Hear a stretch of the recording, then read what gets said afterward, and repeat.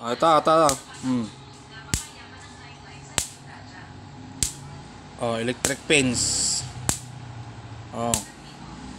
Humanda sa nagnakaw ng pato ko, mga idol. Ninakaw nila yung pato namin, kaya bumili na ako ng electric fence. Yan. Yan. Pag nag-blink yung shock, automatic na siya. Ayan, nag-give siya ng kuryente. Ang voltahe nito, mga idol, nasa 8,000 volts. Kaya pagka nahawakan ng tao ito, o kaya yung hayop, mangingisay. Ayan.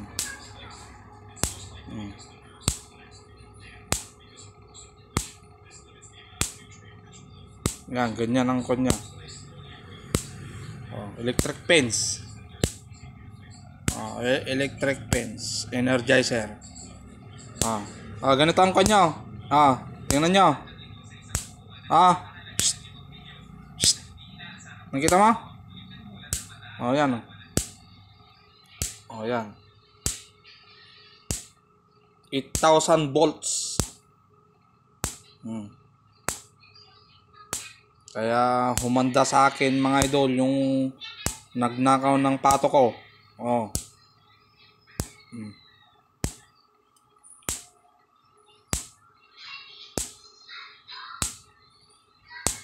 Ganyan.